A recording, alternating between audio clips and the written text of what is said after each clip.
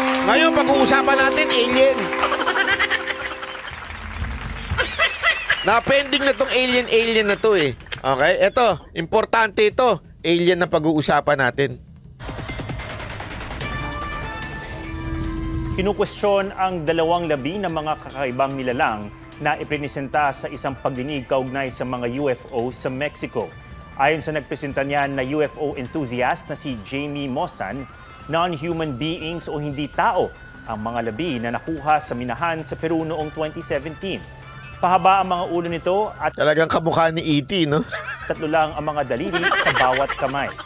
700 years old na ang isa, habang 1,800 years old naman ang isa pa. Sabi ng direktor ng Scientific Institute for Health ng Mexican Navy, sumailalim sa X-ray, 3D reconstruction at DNA analysis ang mga labi. Hindi daw tao ang mga labi. Pero sabi ng ilang kritiko, mga nakaw at pineke ang body parts ng mga labi. Dati nang may iprenisinta si Mossan na umano'y labi ng mga alien pero napag-alamang mga labi pala ng mummified na mga bata. Ayan, okay. Ayan. So, una sa lahat, i-define natin ang alien according to Google.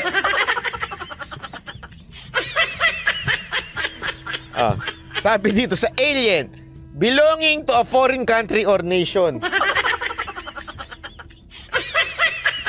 A foreigner, especially who is not a naturalized citizen of the country.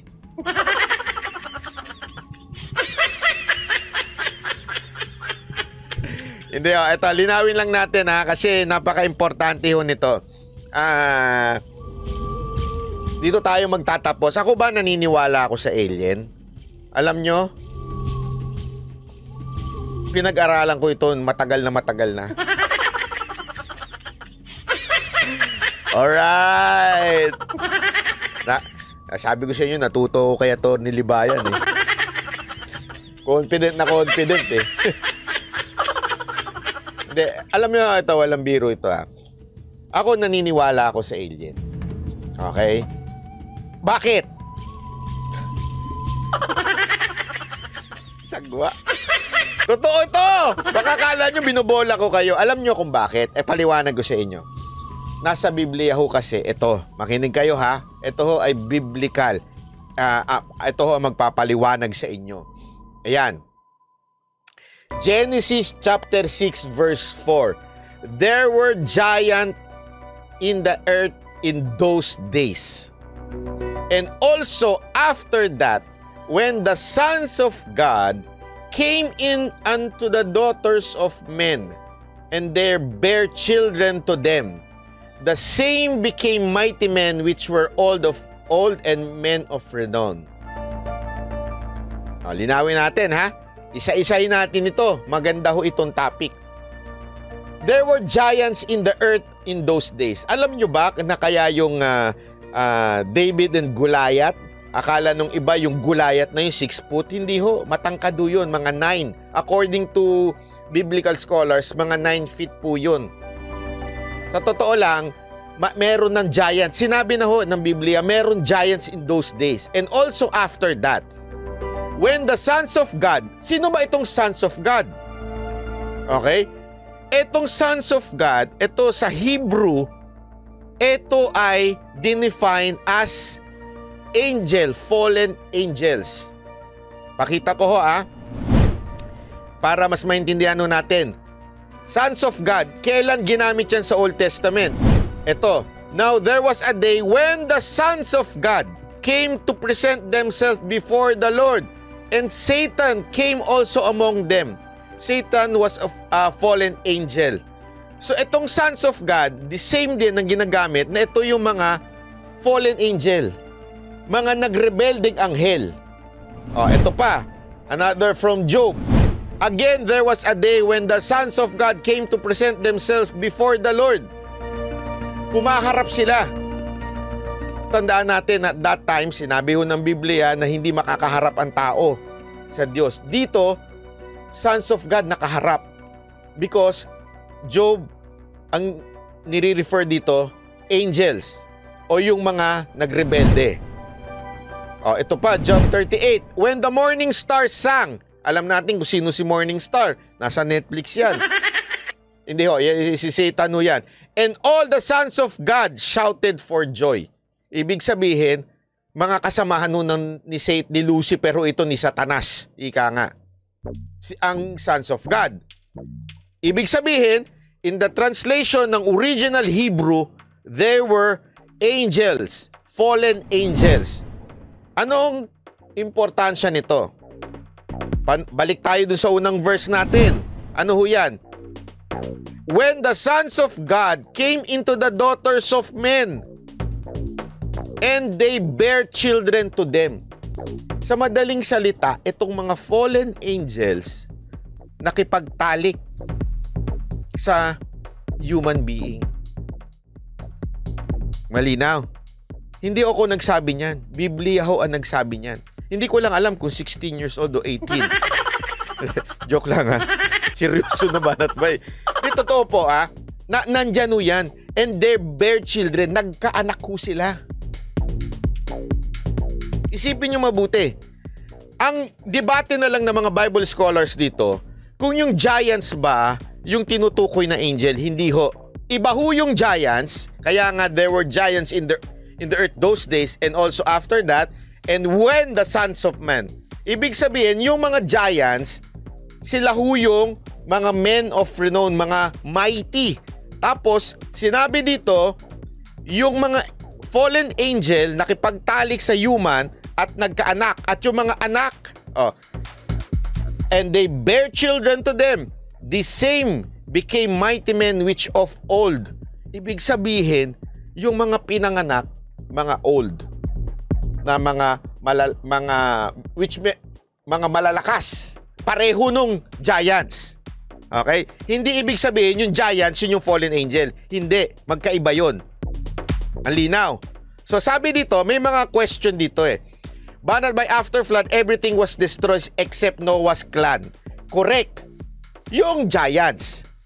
Remember, ang na-destroy noon, human beings. During the Noah's Ark. Yun yung na-destroy. Some Bible scholars says, after nun, may mga na-retain na kasi nga, hindi ho sila human being 100%. Nagigets nyo? Kasi pinanganak sila eh, ng human and angels. Nagtalik ang angel at saka human. Hindi ako nagsabi po ha, Biblia po nagsabi niyan. Human at angel, nagtalik, nagkaanak.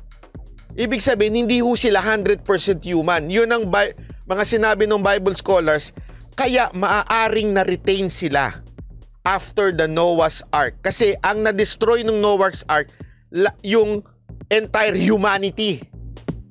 Diba? Kaya nga inakyat yung mga animal, tapos ang natira lang yung race ni Noah.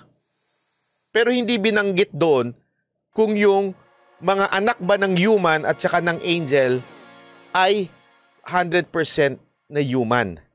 Kasi nga angel at saka nagkaanak. Kaya nga sila naging mighty men. Kasi iba yung kanilang nature. So saan pumapasok yung yung alien? Kasi nga, di ba marami nagtatanong yan, posible ba na talagang may alien? Posible ba that there are other creatures that we do not know? Ako ang sagot ko lang simple, yes. Why? Ito nga hindi natin mapaliwanag eh. Kahit anong pag-aaral ng Bible scholars dito, hindi nila maipaliwanag paano nagtalik ang isang anghel at ang isang tao. Pero ang linaw, God came into the daughters of men and they bear children to them. Hindi pinaliwanag dyan kung anong klase yung children. Kung human being ba, wala nang binanggit after that. So it is possible na merong nag-i-exist na beyond our understanding, beyond our knowledge. Kasi nga po, binanggit siya ng Biblia. At yan ay nagpatuloy. Wala rin nung sinabi ng Biblia na yung mga anak ng mga anghel ay na-destroy. Walang sinabi ho ang Biblia. Ang sinabi lang ng Biblia, during the Noah's Ark, ang human race ang nawala. So there is a possibility. I'm not saying 100%, kasi nga ho, We cannot explain that. Remember, we are human beings with limited mind. Iba ang spiritual being or heavenly being or yung iba pang angat, hindi natin maipapaliwanag yun. Naintindihan natin. Ito ang punto ko dito. Bakit mo dinidiscuss yan, Banat Bay? Actually, kahit nga sa Daniel, meron yan Eto, he answered and said, Lo, I see 4 men loose walking in the midst of fire, and they have no hurt, and the form of fourth is like the Son of God. It's like the Son of God. Okay? Although, some scholars says, ito ay si Jesus nung naglakad sa fire kasama nung yung kay Daniel. Pero kasi ang pagsabi dito, like the Son of God. Ibig sabihin, same nature, heavenly beings. So what's my point? Do we have to fear? Kasi alam nyo, kaya nga marami nagsasabi, hindi totoo yan. Christian kami, hindi totoo yan. We cannot say that. Because we cannot deny that the Bible says, may nangyari. Na there were angels who had children with human beings. No one can deny that. But, linawin ko po yung mga paulit-ulit na nagsasabi ng Nephilim. Yan po yung giants. Magkaiba po yung giants sa anak ng angels. Pag-aralan nyo po. Magkaiba po yung giants at saka yung men of anak po ng mga angel at human. Magkaiba ho yun. Hindi ho yung Nephil. Hindi, magkaiba ho yun. Okay? Kasi dito sa salitanan, there were giants. Hiwalay. There were giants. And there were sons of God. Ano ibig sabihin nun? Magkaiba. Giants and sons of God. Magkaiba ho yun. And unto the daughters of men. Nagkaanak sila. Iba ho yung giants at yung anak nila. Magkaiba yun. Yung Nephilim na yan, yan ho yung giants. Yan yung ibang translation. So hindi yung, kasi may misquote dito yung iba na, yung Nephilim, yan yung mga angel, hindi ho, giants ho yan. Iba yan. Okay? Ngayon, ang tanong dito, kailangan ba natin matakot? Kailangan ba natin, bakit mo kinikwento pa yan, Banat Bay? Para ba sana, so ibig mo bang sabihin, kailangan nating sambahin yung mga yan? Hindi ho, wala ko sinabing ganyan. Kailangan ba natin, hindi na ba tayo maniniwala sa Panginoon dahil mayroon palang ibang human? Hindi ho. Don't ever forget, the angels were also created by God. At don't ever forget this verse, Matthew 28:18-20. Nung ang Panginoon po ay nabuhay muli after 3 days.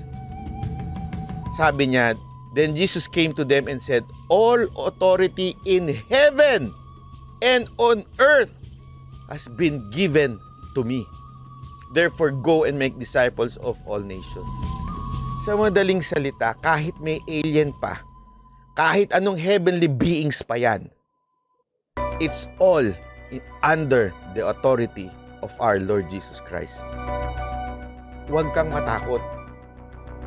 Kahit si Satanas pa yan, kahit fallen angel pa yan magharap sa'yo, kahit multo pa yan, I don't believe na ang multo ay yung namatay nating kamag-anak. Hindi. They're evil spirits na nagpapanggap na kamag-anak natin. But they're evil spirits. But do not fear. Bakit?